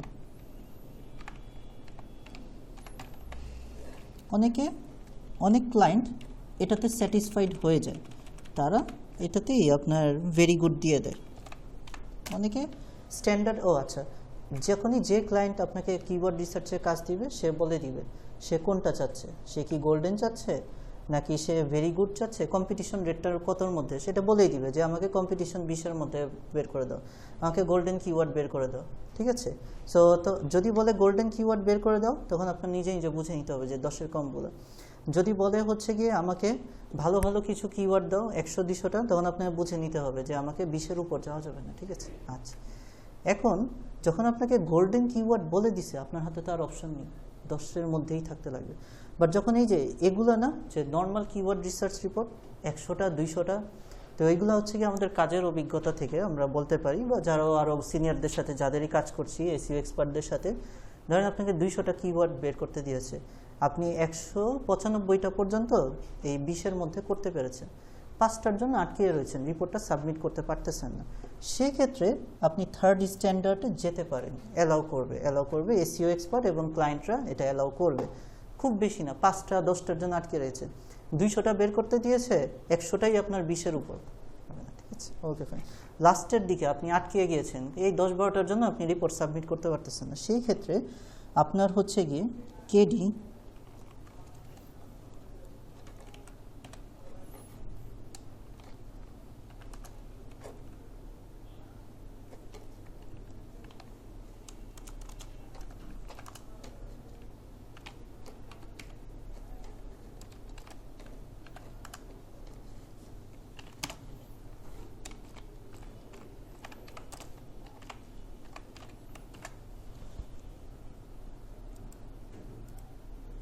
তিনটা স্ট্যান্ডার্ড দিয়ে দেই। ওকে ওকে ফাইন। তাহলে লাস্ট যে স্ট্যান্ডার্ডটা যে আমি 20-এর বেশি কিন্তু 30-এর কম, 28 স্কোর 27 স্কোর, এগুলো হচ্ছে গিয়ে কি আপনার মাইট ওয়ার্ক, যে আপনার যদি কেডিটা ধরেন আপনি ভালো দিতে পারতেছেন না, 20 থেকে 25-এর মধ্যে দিয়েছেন, বাট শুধু কি কেডি একমাত্র ফ্যাক্টর না, আমরা হচ্ছে কি একটু আগে আরেকটা ফ্যাক্টর পড়লাম না, সার্চ ভলিউম। ধরেন আপনি হচ্ছে এমন একটা কিওয়ার্ড পেয়েছেন যার সার্চ ভলিউম 10 মিলিয়ন, 10 লাখ, এই কিওয়ার্ডটা নিয়ে 10 লাখ মানুষ সার্চ দেয়, বাট এটা একটু হয়তো ডিফিকাল্ট স্কোর আনা, নতুন হয়তো কিওয়ার্ড স্কোর আনা, এই জন্য আপনি এটার স্কোর পেয়েছেন 28, 29 বা 30 বা 32 এরকম, ঠিক আছে। সো সেই সকল ক্ষেত্রে ক্লায়েন্ট আপনাকে ছাড় দিবে, ঠিক আছে, যে আপনি আর 10টার জন্য রিপোর্ট আটকে রেখেছেন, 10টা আপনি হচ্ছে গিয়ে 30, 31, 32 সালে স্কোর দিয়ে দিলেন, ঠিক আছে, এই পর্যন্ত ঠিক আছে। যদি আপনি কেডি হচ্ছে গিয়ে 35 নেন, 40 নেন, বা ওই রিপোর্ট নেবে না, বুঝতে পেরেছেন। সো আই থিঙ্ক কেডির স্ট্যান্ডার্ড সবাই ক্লিয়ার হয়েছেন, যে ক্লায়েন্ট যখন হচ্ছে গিয়ে গোল্ডেন কিওয়ার্ডের দিকে যাবে, আমরা হচ্ছে গিয়ে 10 কেডির দিকে যাব, ঠিক আছে। তারপরে হচ্ছে গিয়ে ক্লায়েন্ট যখন হচ্ছে গিয়ে 10-এর বেশি 20-এর কম এগুলোর দিকে যাবে, তখন হচ্ছে গিয়ে very good keywords normal keyword রিসার্চের দিকে যাব। নর্মাল কিওয়ার্ড রিসার্চ রিপোর্ট যখন আমাদের কিছু বাকি রয়ে যাবে একদম লাস্টের দিকে, 10টা 12টা বাকি থাকবে, তখন আমরা মাইট ওয়ার্ক যে সকল কেডি রয়েছে 30 পর্যন্ত, মানে আমাদের ব্যারিয়ার হচ্ছে কি এই 30 পর্যন্ত, ঠিক আছে, 40, 50 সেগুলো যাওয়াই যাবে না, এগুলি গেলেই বাদ, এগুলি নিয়ে করতে পারেন, বাট ক্লায়েন্ট কোনো রিপোর্ট করবে না। সো আই থিঙ্ক আপনারা বুঝতে পেরেছেন। ওকে, কেডি নিয়ে কোনো কনফিউশন আই থিঙ্ক থাকবে না, কেডি হচ্ছে গিয়ে ডান। Okay fine. এরপরে আরও কিছু জিনিস আছে, সেগুলো কনসেপ্টে চলে আসি। আচ্ছা, সার্চ ভলিউম গেল, কেডি গেল। আচ্ছা, এরপরে আসি আমরা আমাদের ইয়েতে চলে আসি, কিওয়ার্ড ডিফিকাল্টি আমাদের শেষ। এরপরে all in title, all in URL, এগুলো আবার কী জিনিস, ঠিক আছে। All in title, all in URL, আমি যদি ডেফিনেশনগুলো পড়ি, all in title, how many times the title is shown in Google search engine result page, যে আপনি যে ক্লায়েন্টকে কিওয়ার্ডটা দিয়েছেন এই ধরনের টাইটেল গুগলে কতবার শো করেছে। এখন এটা অনেকে কনফিউজ করে ফেলে কি সার্চ ভলিউমের সাথে, ঠিক আছে। সার্চ ভলিউম আর এটা এক জিনিস না। সার্চ ভলিউম মানে হচ্ছে আপনি যে ক্লায়েন্টকে কিওয়ার্ডটা দিয়েছেন সেই কিওয়ার্ডটা নিয়ে সাধারণ মানুষজন কতবার সার্চ দিয়েছে, ক্লিয়ার এটা। অল ইন টাইটেল মানে কি আপনি যে কিওয়ার্ডটা ক্লায়েন্টকে দিয়েছেন সে টাইটেলটা গুগলে কতবার টাইটেল আকারে শো করতেছে। এখন আবার টাইটেল আকারে শো করা আমার জিনিসটা কি সিম্পল, এই যে আমরা যখনই কোনো কিছু নিয়ে, যেমন আমি এখানে কি লিখেছিলাম, এই যে টেক্সট টু স্পিচ কনভার্ট, এই যে এটা কি একটা টাইটেল, এই যে ব্লু হয়ে থাকে যেগুলো, যে একটা ওয়েবসাইটে যে টাইটেল, ঠিক আছে, টাইটেল এগুলো হচ্ছে গিয়ে টাইটেল। তো অল ইন টাইটেল বলতে কি বোঝায়, যে ক্লায়েন্টকে যে আমি কিওয়ার্ডটা দিয়েছি এরকম সিমিলার টাইটেল গুগলে কতগুলো রয়েছে, ঠিক আছে, নট মানুষ সার্চ দেয়। মানুষ সার্চ দেওয়াটা কি search volume. All in title মানে কি এরকম সিমিলার টাইটেল গুগলে কতবার রয়েছে। ধরেন আমি কিওয়ার্ড দিলাম ডিজিটাল পিয়ানো নামে কতগুলো টাইটেল রয়েছে গুগলে, বুঝতে পেরেছেন, এটা হচ্ছে গিয়ে অল ইন টাইটেল। তো এটার একটা স্কোর বের হয়, আগে হচ্ছে এটা গুগল ক্রোমেই বের হয়ে যেত, বাট আনফর্চুনেটলি এখন আর এটা গুগল ক্রোম ওয়ার্ল্ড ওয়াইড। আপনাদেরকে যে বিভিন্ন সার্চ ইঞ্জিন নিয়ে আলোচনা করেছিলেন না প্রথম ক্লাসে, মজিলা, ফায়ারফক্স, এগুলো নিয়ে আলোচনা করেছে। তো হচ্ছে গিয়ে যখন হচ্ছে কি ইন্টারনেট এক্সপ্লোরার, মজিলা, ফায়ারফক্স এদের যুগ ছিল, তখনকার যুগেও এখন পর্যন্ত সার্চ ইঞ্জিন যারাই হচ্ছে কি একটু স্পিড নিয়ে হ্যাং ট্যাং কম হয় এগুলোর দিক থেকে চিন্তা করে, এক নম্বরে কোনটা বলেছি, ব্রেভস, বর্তমানে সবচেয়ে বেশি ভালো ব্রাউজার চলতেছে ব্রেভস।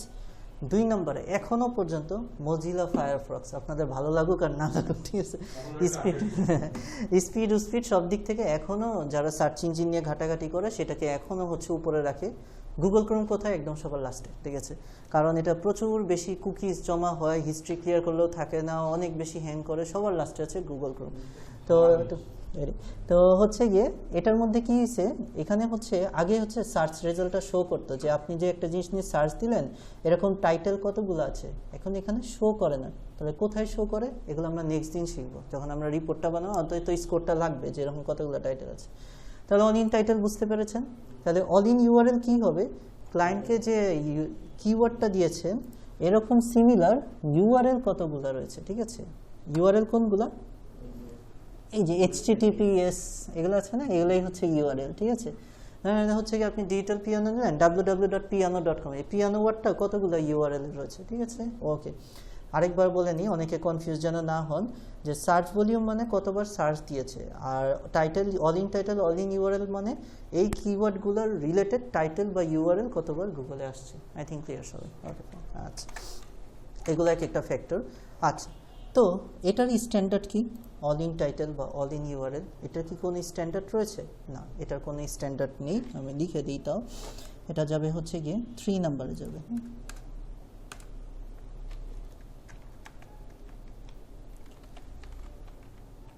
অল ইন টাইটেল আর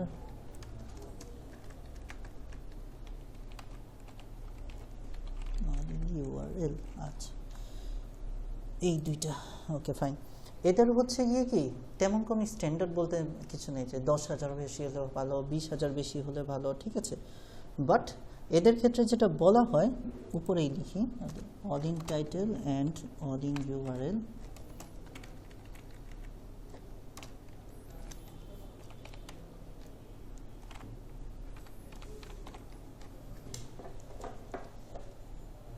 আচ্ছা, মিনিমাম যেন গ্রেটার দেন 10K হয়, ঠিক আছে। এটার স্কোরটা মিনিমাম যেন 10,000-এর উপরে হয়। কারণ কি, একটা টাইটেল গুগলে মাত্র 100 বার আসতেছে, 200 বার আসতেছে, এগেইন ওই সার্চ ভলিউমের মতো আনপপুলার, ঠিক আছে। তো মিনিমাম যেন এরকম একটা স্কোর হয়, ওইরকম গটবাধা কোনো ম্যাক্সিমাম, যেমন কি কেটির মধ্যে অনেক ধরনের স্কোর রয়েছে, এটার মধ্যে কোনো গটবাধা স্কোর নেই। আপনি যদি হচ্ছে গিয়ে মিনিমাম যদি আপনার হয়, ওই যেটা বললাম যে 10K-এর উপরে হয় ভালো, ঠিক আছে। আমরা এটা নাম্বার হচ্ছে 3 নাম্বার, এটা পড়বে। Okay fine. আচ্ছা, তাহলে আমরা লাস্ট টপিকে চলে আসি। আমাদের হচ্ছে শেষ, all in title all in URL শেষ, আর একটা জিনিস বাকি আছে, সেটার নাম হচ্ছে সিপিসি। আচ্ছা, সিপিসি জিনিসটা কি? সিপিসি মানে হচ্ছে, এটার আগে মিনিংটা বুঝি, cost per click is an online advertising revenue, ঠিক আছে। এটা কমপ্লিটলি হচ্ছে গিয়ে গুগল অ্যাডের পার্ট, বাট আমাদেরকে এটার স্কোরটা জানতে হয়, ঠিক আছে। Okay fine. Online advertising revenue model that websites used to bill advertisers based on the number of times visitors click on a display ad attached to their sites. এই জিনিসটা হচ্ছে কি, আমি যদি ভেঙে ভেঙে বাংলা করি তাহলে আপনারা বুঝে যাবেন। অনলাইন অ্যাডভার্টাইজিং রেভিনিউ মডেল, তার মানে বুঝে গেছে এটা একটা অনলাইনে অ্যাড চালানোর একটা মডেল, গুগলের অ্যাডের একটা মডেল, যেগুলি ওয়েবসাইটগুলো ইউজ করে। মানে আপনার যে ক্লায়েন্ট, তারা সে ধরেন আপনার তার ওয়েবসাইটে অ্যাড চালিয়েছে, ইউজ টু বিল অ্যাডভার্টাইজার্স। এখন তার ওয়েবসাইটটা যখন জনপ্রিয় হয়ে যাবে, যেমন এই যে দেখাইছিলাম না, প্রথম আলোতে বিভিন্ন অ্যাড আসতে থাকে, ঠিক আছে, উপরে ছাড়ার সাথে সাথেই অ্যাড চলে আসে, ঠিক আছে। এই যে সিপিসি, আপনারা এটা দেখলেই বুঝে যাবেন সিপিসি কাকে বলে। একদম প্রথম আলো সবচেয়ে বেস্ট এক্সাম্পল। ওকে, হ্যাঁ, প্রথম আলোতে কেন ঢুকতেছি? নিউজ পেপার পড়ার জন্য। হুট করে শুরুতে কি চলে আসছে? হ্যাঁ ওকে ফাইন, ঠিক আছে, একটা অ্যাড চলে আসলো, ঠিক আছে, এবং এটা সারাক্ষণ থাকবে না, কিছুক্ষণ পরই এটা চলে যাবে। এখানে এটাকে বলা হয় কি, ডিসপ্লে অ্যাড, যে আমি মাত্র ডিসপ্লেতে গেলাম, ততক্ষণে হচ্ছে কি অ্যাডটা চলে আসলো, ঠিক আছে। যাদের দরকার তারা ঠিকই করে, ঠিক আছে, যার যেটা দরকার অবশ্যই করে, অবশ্যই করে। যেমন ওখানে যদি কারোর এটা দরকার হয় সে এটাতে ক্লিক করবে, বা ওইটা দরকার হয় এটাতে ক্লিক করবে, ঠিক আছে, যার যেটা দরকার। আচ্ছা, হ্যাঁ করেন, সমস্যা নেই, আপনারা স্কিপ করেন, যার দরকার সে ঠিকই করবে, অবশ্যই করা হচ্ছে, এই জন্যই হচ্ছে গিয়ে আছে ওইটাই, ঠিক আছে। এখন হচ্ছে গিয়ে বোঝার চেষ্টা করি জিনিসগুলা। সিপিসি জিনিসটা কি? এটার মধ্যে সিপিসি জিনিসটা হচ্ছে ওয়েবসাইটের মালিককে প্রথম আলো, আর এই কোম্পানির মালিককে, এই কোম্পানির মালিক হচ্ছে গিয়ে ওরিয়ন। আচ্ছা, তো ওরিয়ন কি করছে, প্রথম আলোর ওয়েবসাইটের ভিতর অ্যাডটা দিয়েছে, ঠিক আছে, ওয়েবসাইটের ভিতর অ্যাডটা দিয়েছে। তো তার সাথে তার চুক্তি কি, যে যতজন মানুষ তার প্রথম আলোতে ঢুকে ওরিয়নে ক্লিক করবে, পার ক্লিকের জন্য ওরিয়নকে কি করতে হবে, প্রথম আলোকে টাকা দিতে হবে অবশ্যই, তার ওয়েবসাইট থেকে যেহেতু প্রচার হচ্ছে। এটা হলো প্রথম আলোর লাভ। আর তার লাভ কি, তার লাভ হচ্ছে প্রচার, যে তার কোম্পানির প্রচার হচ্ছে, এখানে দেখে মানুষজন ওরিয়ন থেকে মানুষজন কেনাকাটা করবে। Both side clear. তো এই যে পার ক্লিকের জন্য হচ্ছে গিয়ে প্রথম আলো বা এই যে ওয়েবসাইটাররা যে টাকাটা পাচ্ছে, এটাকেই বলা হয়ে থাকে সিপিসি, কস্ট পার ক্লিক, যে পার ক্লিকের জন্য ওয়েবসাইটাররা কি পরিমাণ টাকা পেয়ে থাকে, ঠিক আছে। তো আই থিঙ্ক আপনার সিপিসি ক্লিয়ার। তাহলে এটা আমাদের কিওয়ার্ড রিসার্চে কেমন কাজে লাগবে, কিওয়ার্ড রিসার্চে এদিকে কাজে লাগবে যে আমরা যেসব কিওয়ার্ড ক্লায়েন্টদেরকে সাজেস্ট করব, সেই সকল কিওয়ার্ডের সিপিসি স্কোর দেওয়া লাগবে, যে এই কিওয়ার্ডটা নিয়ে ক্লায়েন্ট যদি কোনো অ্যাড চালায়, ক্লায়েন্টের ওয়েবসাইটে কেউ যদি অ্যাড চালায়, এই কিওয়ার্ডগুলো নিয়ে যদি সে অ্যাডটা সেট আপ করে, তাহলে সে কী পরিমাণ স্কোর পেতে পারে, ঠিক আছে। এটা কমপ্লিটলি একটা সম্ভাবনাময় তথ্য, যে ক্লায়েন্ট যদি এই কিওয়ার্ডগুলো নিয়ে তার ওয়েবসাইট বানায়, তার ওয়েবসাইটে কেউ যদি অ্যাড দেয়, তাহলে তার পার অ্যাডের জন্য তাকে হচ্ছে এই পরিমাণ ডলার দিতে হবে, ঠিক আছে। তাহলে বুঝাই যাচ্ছে যে কিওয়ার্ডের সিপিসি যত ভালো, সেই কিওয়ার্ড থেকে ওই অ্যাডভার্টাইজিং কোম্পানি থেকে ওয়েবসাইটের মালিক সবচেয়ে বেশি টাকা পাবে। এখন এখানে একটা কথা হচ্ছে, যে সকল কিওয়ার্ডের সিপিসি 0 সেগুলো কি খারাপ কিওয়ার্ড? অবশ্যই না। কারণ হচ্ছে কি প্রথম আলো কি যেদিন স্টার্ট হয়েছে সেদিন থেকেই এসব অ্যাড পাওয়া শুরু হয়েছে না। একটা ওয়েবসাইট যখন ইস্টাবলিশ হয়, উপরের দিকে যায়। আপনাদেরকে প্রথম দিন একটা ওয়েবসাইট নিয়ে কথা বলেছিলাম, খুব ভালো লাগে, এর সম্পর্কে একটু আলোচনাও করেছিলাম আমি, ঠিক আছে। অলরাউন্ডার আছে, হ্যাঁ আছে, ঠিক আছে, দেব চৌধুরী, ঠিক আছে, তার যে ওয়েবসাইটটা, ঠিক আছে। আমি একদম শুরু থেকে ওয়েবসাইটটা দেখতেছি, 2019-20 দিকে ওয়েবসাইটটা হয়েছে। এই যে এখন যেমন ডান দিকে বিভিন্ন অ্যাড দেখতেছি না, কিচ্ছু ছিল না, একদম সাদামাটা একটা ওয়েবসাইট, জাস্ট ক্রিকেটের নিউজ আসতো, আজকের এই কালকের এই, এবং সে ফোকাস দিত ডোমেস্টিক ক্রিকেটগুলো, ইমরুল কায়েস, মানে যারা হচ্ছে কি এখন রিটায়ার, বাংলাদেশের ন্যাশনাল প্লেয়ার নেই, ওদেরকে নিয়ে নিউজগুলো করতো, আশরাফুল এদের নিয়ে দিয়ে জাস্ট কন্টেন্ট লিখতো। এগুলোকে এক একটা কন্টেন্ট, ক্লিক করলে আমরা ডিটেলস পড়তে পারবো। তো এই যে ওয়েবসাইটটা, এটা আমাদের জন্য সবচেয়ে ভালো এক্সাম্পল, যে কীভাবে একটা ছোট্ট থেকে বড় ওয়েবসাইট এসিও করে দাঁড় করালো, ঠিক আছে। Okay fine. প্রথম দিনই কি এই যে সে ওয়ালটনের অ্যাড পেয়ে গিয়েছিল না, এটা এখন সে একটা পর্যায়ে আসছে, তার ওয়েবসাইটে ভিজিটর বেড়েছে, মানুষের এই ওয়েবসাইটটার বিশ্বস্ততা অর্জন করেছে, যে এটাই গেলে আমি আপডেটেড স্পোর্টস ক্রিকেটের নিউজ পাবো। তখন যে না ওয়ালটন বুঝলো যে এই ওয়েবসাইটে মানুষজন বেশি ঢুকে, আমি যদি এখানে আমার একটা ফ্রিজের বা কিছুর অ্যাড দিয়ে দেই, মানুষ আমার এটা সম্পর্কে দেখবে, আমার এখান থেকে প্রোডাক্ট কিনবে, বুঝতে পেরেছে। তাহলে এই ওয়েবসাইটে এই ওয়ালটনে যতবার মানুষজন ক্লিক করবে, এই অলরাউন্ডার কি এটার জন্য সিপিসি পেতে থাকবে পার ক্লিকের জন্য, বুঝতে পেরেছেন। Okay fine. তাহলে হচ্ছে গিয়ে যেটা বললাম, যে যদি কোনো কিওয়ার্ডের সিপিসি স্কোর 0 থাকে, তার কি খারাপ কিওয়ার্ড? না, সেটা খারাপ কিওয়ার্ড না। তো সিপিসিটা আমাদের জাস্ট একটা ক্রাইটেরিয়া, এটা আমাদেরকে রাখতে হবে, যেগুলো আমরা ডলার পাবো, যেগুলোর ভালো রেট পাবো, যে এই কিওয়ার্ড নিয়ে কাজ করলে $10 পাবে, $20 পাবে, তাহলে ভালো, সেগুলো র্যাঙ্ক। আমাদেরকে কি করতে হবে, এক্সেলে সর্ট অ্যান্ড ফিল্টারের একটা কাজ আছে, জানেন, সর্ট অ্যান্ড ফিল্টার করা, বড় থেকে ছোট সাজানো। আমরা যখন রিসার্চ রিপোর্ট করবো, তখন তো এত কিছু মাথায় নেই, ভালো একটা পাচ্ছি, 20-এর একটা কম পাচ্ছি, নিয়ে নিচ্ছি, 10-এর একটা কম পাচ্ছি, নিয়ে নিচ্ছি। লাস্টে কি করতে হবে, আমাদেরকে সর্ট অ্যান্ড ফিল্টার করে সুন্দর করে সাজিয়ে দিতে হবে, যেগুলোর কেডি কম, সিপিসি ভালো, সার্চ ভলিউম ভালো, সেগুলো শুরুতে রাখতে হবে, তারপর একটু খারাপগুলো নিচের দিকে রাখতে হবে, ঠিক আছে। তো যেগুলো সিপিসি 0 থাকবে, সেগুলো আমরা লাস্টের দিকে রেখে দিব, যেগুলোর মোটামুটি ডলার পাবো, সেগুলো শুরুর দিকে রেখে দিতে পারবো, ঠিক আছে। তাহলে আমরা সিপিসির জন্য আমরা লিখতে পারি যে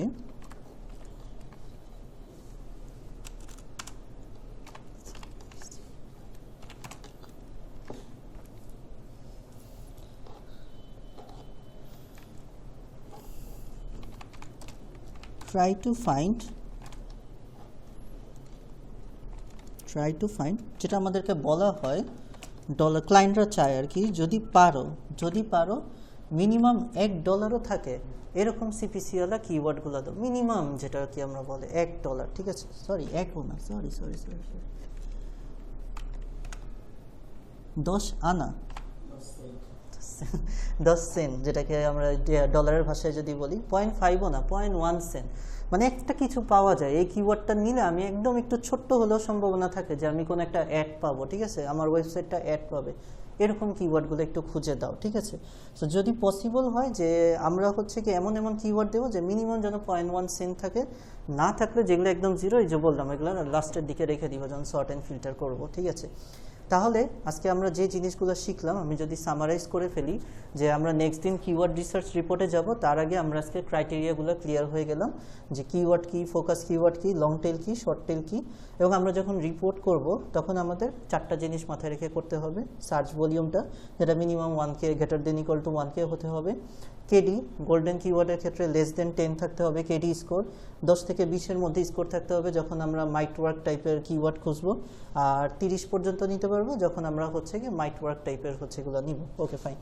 all in title, all in URL চেষ্টা করবো যেন 10K এরগুলো হয়, আর সিপিসি চেষ্টা করবো যেন মিনিমাম 0.1 সেন্ট করে ডলার করে হয়, ঠিক আছে। সবাই ক্লিয়ার আশা করি। নেক্সট দিন আমরা রিপোর্ট বানানো শিখবো, ঠিক আছে। আজকের ক্লাসটা এতটুকুই, থ্যাংক ইউ।